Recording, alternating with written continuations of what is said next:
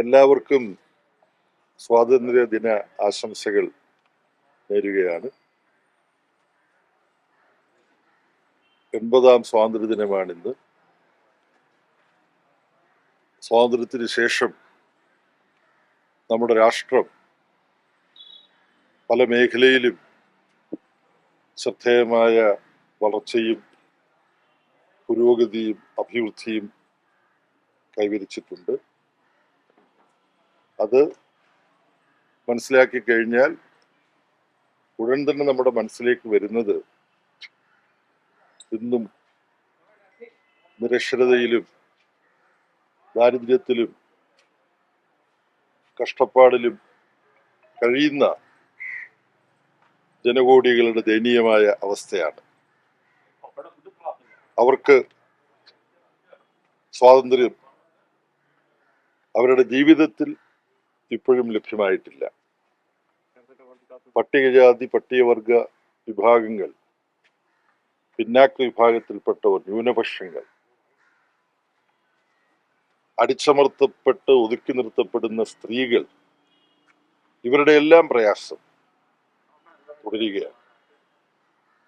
സ്ത്രീകൾക്ക് രാഷ്ട്രീയ രംഗത്ത് 3 സംവരണം നൽകണം എന്നത് എല്ലാ രാഷ്ട്രീയ പാർട്ടികളും അംഗീകരിച്ചിട്ടുണ്ടെങ്കിലും ഇപ്പോഴും അത് നടപ്പിലാക്കാൻ കഴിഞ്ഞിട്ടില്ല.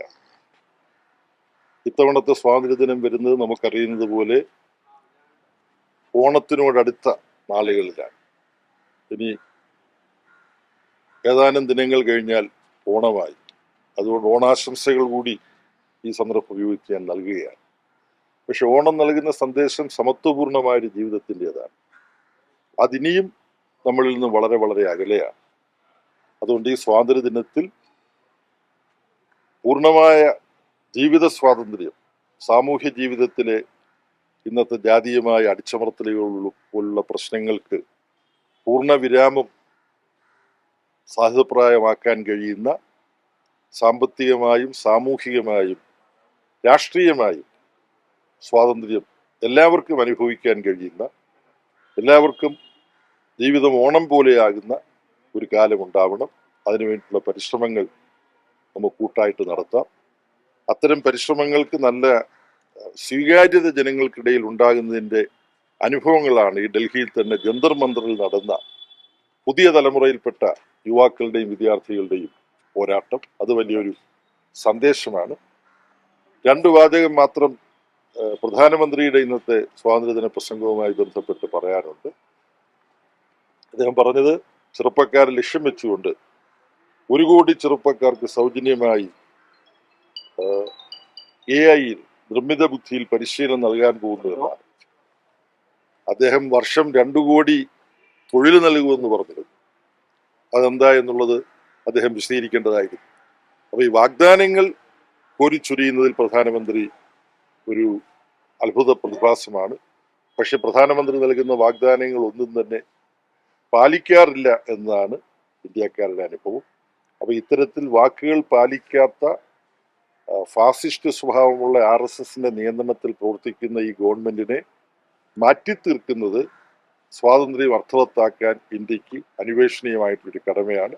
ആ കടമയിൽ സ്വയം സമർപ്പിക്കും കമ്മ്യൂണിസ്റ്റ് പാർട്ടി മറ്റു പാർട്ടികളുമായിട്ട് സഹകരിച്ച് എന്നാണ് CPIMന്റെ ഒരു നിലപാടെന്നുള്ളതിന്റെ ഈ സംസ്കൃതി അറിയിക്കും. പ്രധാനമന്ത്രി ഇന്ന് ചെങ്കോട്ടയിൽ സംസാരിച്ചപ്പോൾ പറഞ്ഞ പ്രധാനപ്പെട്ട ഒരു പരാമർശം മറ്റ് പാർട്ടികളെല്ലാം ഈ സ്ത്രീ സംവരണത്തെ അനുകൂലിച്ച് രംഗത്തെത്തണം എന്നുള്ളതാണ്. പ്രത്യക്ഷത്തിൽ എല്ലാവരും അനുകൂലിച്ചതാണ്. പക്ഷെ ഈ തെറ്റിദ്ധരിപ്പിക്കുന്ന പ്രസ്താവന എന്തിന്റെ അടിസ്ഥാനത്തിലായിരിക്കും?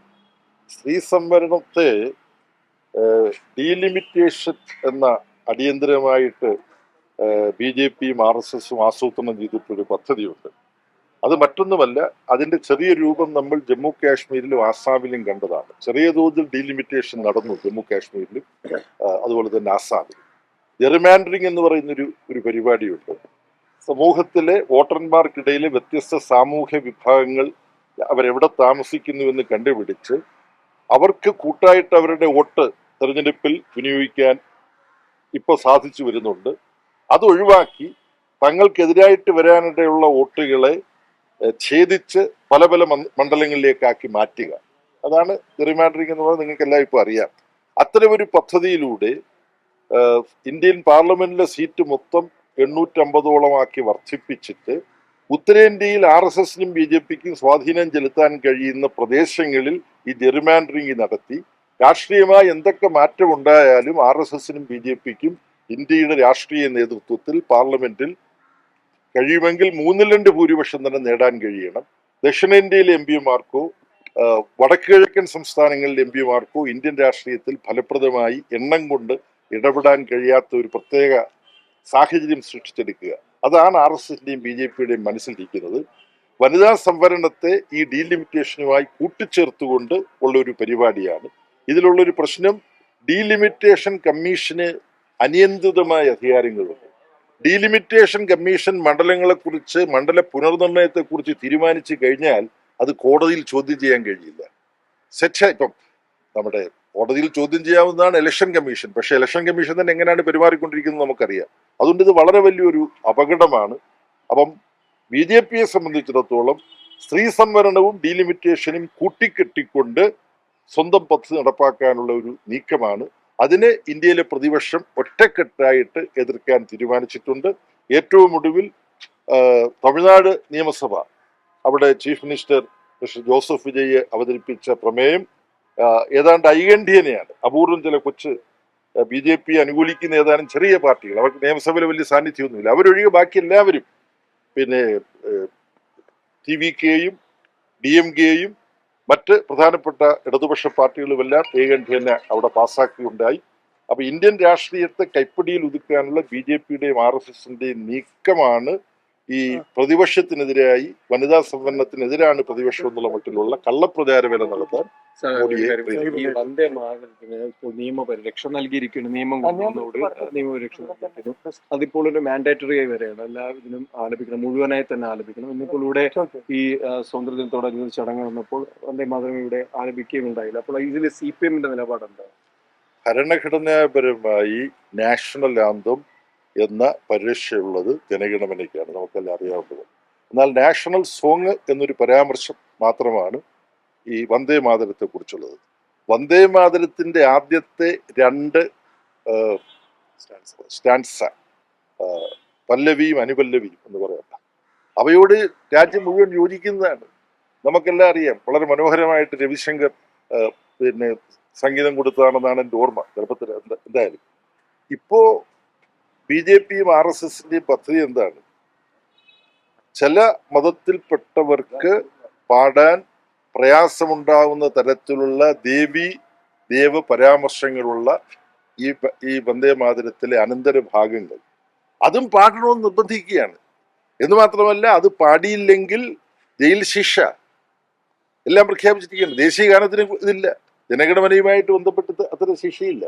അപ്പം ഓരോ വിഷയവും എടുത്ത് ജനങ്ങളെ ഭിന്നിപ്പിക്കുക, ധ്രുവീകരണം ഉണ്ടാക്കുക, രാഷ്ട്രീയ നേട്ടം ഉണ്ടാക്കുക എന്ന വളരെ ഹീനമായ RSSന്റെ പദ്ധതിയാണ് വന്ദേ മാതരം. പാടേണ്ടതില്ല എന്നാണോ, പാടേണ്ടതേ ഇല്ല എന്നാണോ? അല്ല, നമ്മളെല്ലാം പാടുന്നുണ്ടല്ലോ ആദ്യത്തെ പല്ലവിയും അനുപല്ലവിയും. അത് മുഴുവൻ പാടാൻ നിർബന്ധിക്കുന്നത് വളരെ ഹീനമായ ഒരു ഒരു ഒരു ഒരു ചതിപ്രയോഗമാണ് ന്യൂനപക്ഷങ്ങൾക്കെതിരായിട്ട്. ന്യൂനപക്ഷങ്ങളെ അപരന്മാരാക്കി ചിത്രീകരിച്ച് അവരെ ഒറ്റപ്പെടുത്താനും അവരെ ആക്രമിക്കാനുമുള്ള ഒരു പദ്ധതി ഉണ്ടല്ലോ. അത് ഇവരിപ്പം ഇത്രയും ചോദിച്ചുകൊണ്ട് പറയാം. പിന്നെ ഖർഗെക്ക് എതിരായിട്ടുള്ള, ഖർഗെ പോയി പ്രസംഗിച്ച യോഗസ്ഥലത്ത് ശുദ്ധീകരണം നടത്തിയിരിക്കുകയാണ്. മഹുവ മൊയ്ത്ര എന്ന് പറയുന്ന ലോക്സഭാ അംഗത്തെ അവരുടെ മണ്ഡലത്തിലെ സർക്യൂട്ട് ഹൗസിൽ നിന്ന് പാതിരാത്രിക്ക് ഇറക്കി വിടുകയാണ് ബംഗാളിൽ.